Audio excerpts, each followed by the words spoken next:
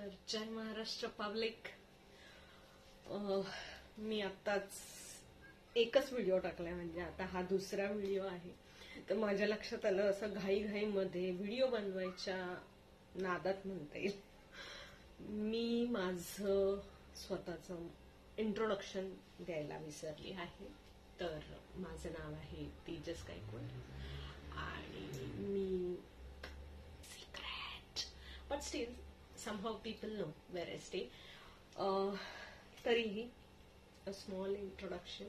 असं जसं मी सांगितलंय, मी आपली संगमनेरी आहे हे भरपूर जणांना आता माहित होईल किंवा आहे.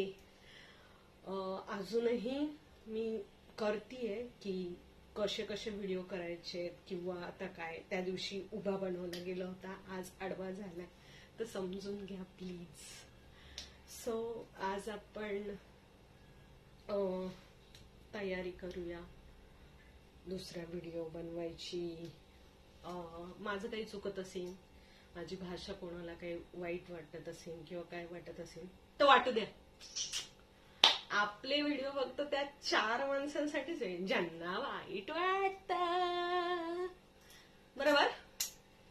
तर थोडेसे व्ह्यूज मिळाले आहेत मला आणि न बोलता बोलता 4 शेअर केलेत. आता मला नाही माहिती, ते दिसत नाही कोणी 4 शेअर केलेत, पण थँक्यू ज्यांनी कोणी केले असतील चांगल्या मनाने किंवा असं काहीतरी दाखवायला. अरे हिने बघ व्हिडिओ चालू केले आणि असं असं बोलतीये त्या 4 माणसांचं आणि मिरर हे ते. आणि हा मी विसरले, आपल्या पेजचं नाव म्हणजे आता काय युट्यूबच्या चॅनलचं, ओहो चॅनलचं नाव मी reality check a mirror by Tejas असं टाकलेलं आहे.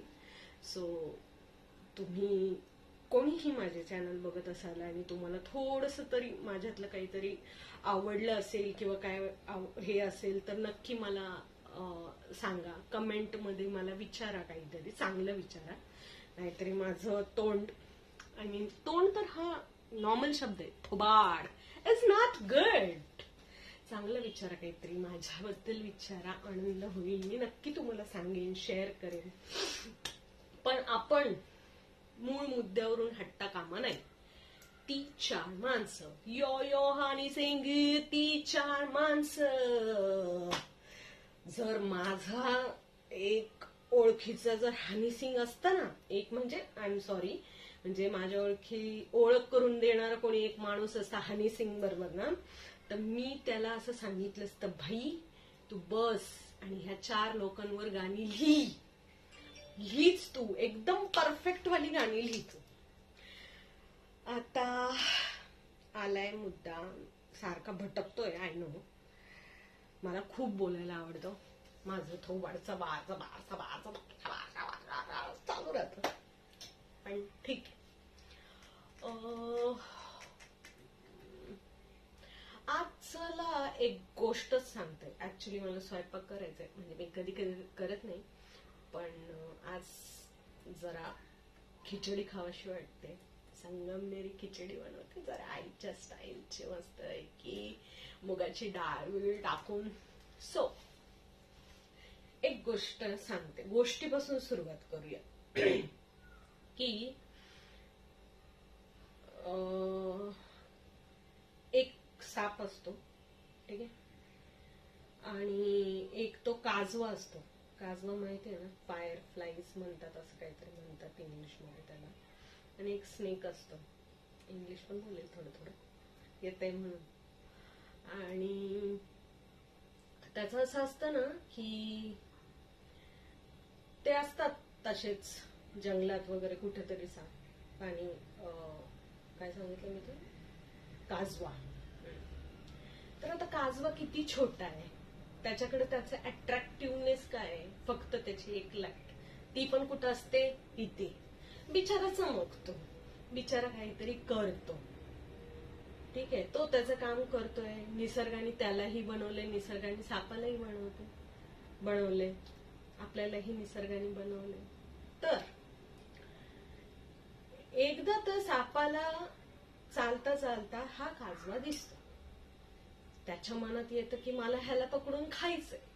काहीतरी करायचंय. आता ना सापाला ह्याला खाऊन पोट भरणार आहे, काजव्याला भरणार नाही, तरी पण तो त्याच्या मागं मागं पळतो.